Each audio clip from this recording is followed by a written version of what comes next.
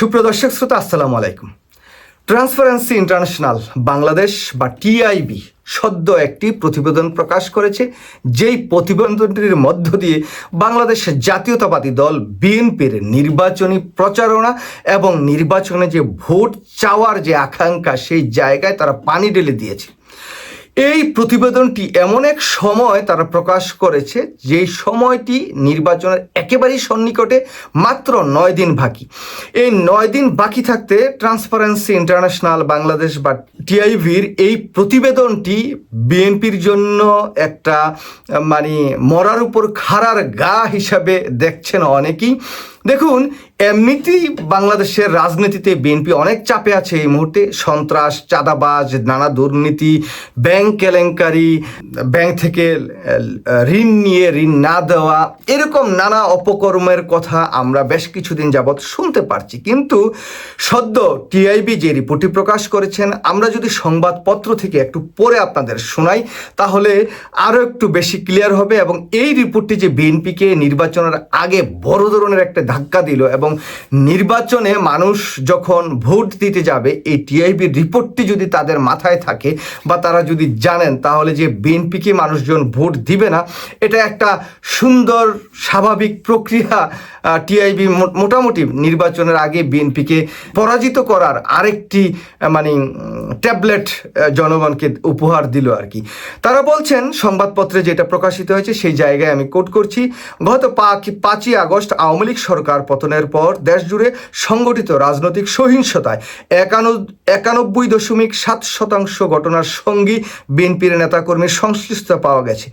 Transparency international Bangladesh টিআইবির সম্প্রতি গবেষণার প্রতিবেদনে এই তথ্য উঠে এসেছে। আজ সোমবার গতকাল ধানমন্ডির টিআইবি কার্যালয়ে কর্তৃত্ববাদের পতনের 1.5 বছর প্রত্যাশা ও প্রাপ্তি শীর্ষক এক সংবাদ সম্মেলনে এই গবেষণার প্রতিবেদন প্রকাশ করা হয়। টিআইবির গবেষণা অনুযায়ী 5ই আগস্ট পরবর্তী সহিংস ঘটনায় বিভিন্ন রাজনৈতিক দলের সংশ্লিষ্টতার হার বিএনপি 91.7% জড়িত, আওয়ামী লীগ 20.7% জড়িত, জামাত ইসলাম 7.7% জড়িত। এখানে জাতীয় নাগরিক পার্টি 1.2% জড়িত। অনেকেই মনে করতে পারেন এটা তো 100% ছাড়িয়ে গেছে। এটারও একটি কথা তারা বলছেন। এখানে উল্লেখ হচ্ছে কোনো সহিংসতায় একাধিক দল বা পক্ষ সংশ্লিষ্ট থাকায় এই শতাংশের যোগফল 100-রও বেশি হতে পারে। প্রতিবেদনে বলা হয়, 2024 সালের আগস্ট থেকে 2025 সালের ডিসেম্বর পর্যন্ত 17 মাসে সারা দেশে মোট 600টি রাজনৈতিক সহিংসতার রেকর্ড করা হয়েছে। এই সংঘর্ষে মোট 158 জন নিহত হয়েছেন। এটা কিন্তু অনেক বড় একটি বিষয়। জুলাই আগস্ট বিপ্লবের পর আমরা কোনো প্রাণহানি হবে বাংলাদেশে, এটা আসলে চিন্তাই করতে পারিনি। তারপর 158 জন নিহত হয়েছেন তারা বলছেন আর কি, টিআইবি বলছেন। এখানে বলা হয়েছে যে এই প্রাণ হারিয়েছেন এবং আহত হয়েছেন 7,082 জন। এই সহিংসতার মধ্যে 550টি, মাত্র এই যে সহিংসতা হয়েছে, এই সহিংসতার মধ্যে 550টি সাথে সরাসরি বিএনপি জড়িত। 124টি ঘটনায় আওয়ামী লীগ নেতাকর্মীদের সংশ্লিষ্টতা পেয়েছেন। এছাড়া জামাত ইসলামের সংশ্লিষ্টতা পেয়েছেন মাত্র 46টি। এখানে তারা বলছেন যে টিআইবি জানান, আওয়ামী লীগ পতনের পর দলটির নিয়ন্ত্রণে থাকা বিভিন্ন প্রতিষ্ঠান খাতের দখল নীতি মূলত এই সংঘাতের সূত্রপাত। বিশেষ করে পরিবহন টার্মিনাল, স্ট্যান্ড চাঁদাবাজি, সিলেটের পাথর, তারপরে নদী থেকে অবৈধ পাথর উত্তোলন, ব্রিজ, হাটবাজার, ঘাট, বালুমহল, জলমহল ইজারা নিয়ন্ত্রণকে কেন্দ্র করে এই সংঘর্ষের ঘটনা ঘটে। গবেষণা প্রতিবেদন পর্যবেক্ষণে দেওয়া হয়েছে যে রাজনৈতিক দলগুলোর অভ্যন্তরীণ নিয়ন্ত্রণ ব্যবস্থা অত্যন্ত দুর্বল, সহিংস ও অবৈধ কর্মকাণ্ডে জড়িত নিজেদের নেতাকর্মীদের বিরুদ্ধে কার্যকর ব্যবস্থা নিতে দলগুলো দৃশ্যত ব্যর্থ হয়েছে। ফলে উপদলীয় কোন্দল ও সংঘাতে অব্যাহত রয়েছে, যা জনমনে উদ্বেগ সৃষ্টি করেছে। এখন এই রিপোর্টটির বাইরে গিয়ে আর কোনো কথা বলার কোনো দরকার আছে? দেখুন 600টি রাজনৈতিক সহিংসতার ঘটনা ঘটেছে, এর মধ্যে 550টি বাংলাদেশ জাতীয়তাবাদী দল বিএনপির নেতাকর্মীরা ঘটিয়েছে এবং 158 জন যে নেতাকর্মী নিহত হয়েছেন তার অধিকাংশই হচ্ছে বাংলাদেশ জাতীয়তাবাদী দল বিএনপির নেতাকর্মী, এবং 7082 জন যে আহত হয়েছেন তারও অধিকাংশই বিএনপির নেতাকর্মী। কেননা বিএনপি সবচাইতে বেশি এই দখল, বাণিজ্য, চাঁদাবাজি, সন্ত্রাসী করেছেন, যেই 550টির সাথে তারা জড়িত। আর জামাত ইসলাম জড়িত 46টি, আওয়ামী লীগ জড়িত 124টি। আওয়ামী লীগ তো পতিত, তারা 124টি, এই সংখ্যাটি অনেক বড়। কিন্তু বাংলাদেশের রাজনীতিতে এখন দ্বিতীয় বৃহত্তর রাজনৈতিক দল হিসেবে আবির্ভূত করেছে বাংলাদেশের জামাত ইসলাম। সুতরাং সেই জায়গায় মাত্র 46টি ঘটনার সাথে জামাতের সংশ্লিষ্টতা। এক সূত্রে যদি বলি যে ধর্মভিত্তিক একটি রাজনৈতিক দল, তাদের এই 46 জন থাকাটা অনেক বেশি আমি মনে করি। আমি মনে করেছিলাম এটা একেবারেই নগণ্য হবে, খুবই কম হবে।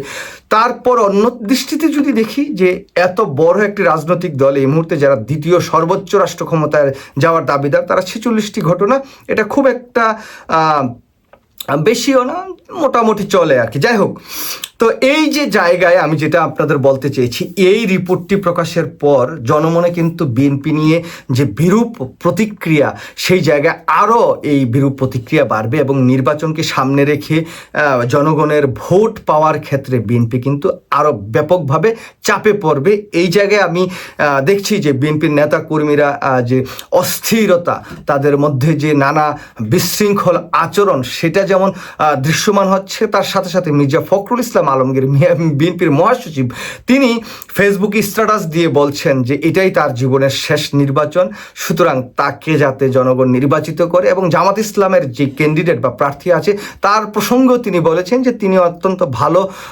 ক্যান্ডিডেট, তিনি হয়তো ভবিষ্যতে আরও ভালো করবেন। সুতরাং এই বছর তার যেহেতু জীবনের শেষ নির্বাচন, তাকে যাতে জনগণ ভোট দেয়। এখন জনগণ বিচার বিশ্লেষণ করবে কাকে জনগণ ভোট দিবে। তবে টিআইবির এই রিপোর্টটি বিএনপির জন্য একটি সর্বনাশা রিপোর্ট, যেই রিপোর্টটি বিএনপির ভোটের মাঠে বিএনপিকে একেবারে মানে খারাপ ভাষায় যদি বলি 22 মেরে দিচ্ছে আর কি। কারণ টিআইবির এই রিপোর্টটি হয়তো আরও 1 মাস 2 মাস আগেও যদি দিত, এটা জনগণ ভুলে যেত। কিন্তু মাত্র 9 দিন আগে এই রিপোর্টটি নিয়ে আমি দেখলাম যে ব্যাপক আলোচনা সমালোচনা চলছে। বিএনপির নেতা এবং বিএনপির চেয়ারম্যান জনাব তারেক রহমান যথেষ্ট পরিমাণ অ্যাক্টিভিটিস করছেন, তিনি ভালো ভালো কথা বলছেন।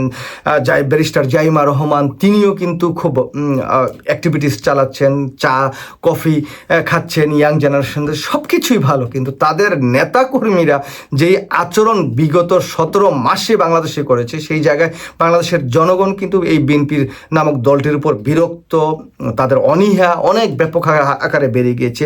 এই রিপোর্টটি সেই যে জনগণের যে একটি বিতৃষ্ণার কারণ যে তারা নিজেরাই তৈরি করেছেন, তার আরেকটি মানে জ্বলন্ত প্রমাণ এবং একেবারে জলজলে উদাহরণ এই টিআইবি জনগণের সামনে হাজির করে বিএনপিকে অন্তত পক্ষে চোখে আঙ্গুল দিয়ে দেখিয়ে দিয়েছে যে দেখো, দেশের জনগণ তোমাদের বিরুদ্ধে যাওয়ার আসলে প্রধানত কারণ কি।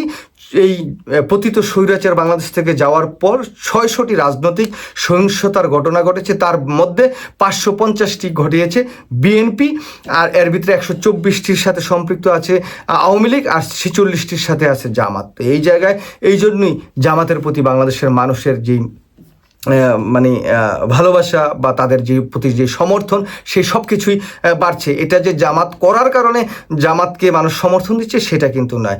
এই জায়গায় বিএনপির যে অপকর্ম বা বিএনপির প্রতি মানুষের অনীহা, এই সমস্ত কারণগুলো দেখেই কিন্তু বিএনপির থেকে মানুষজন মুখ ফিরিয়ে নিয়েছে। সেই জায়গায় বলছি যে টিআইবির এই রিপোর্টটি বিএনপির জন্য বড় একটি চাপ সৃষ্টি করলো, অন্যদিকে জামাত ইসলামের জন্য একটি সুবিধাজনক অবস্থা তৈরি করবে বলে আমি দৃঢ়ভাবে বিশ্বাস করি। সবাই ভালো থাকবেন, আল্লাহ হাফেজ।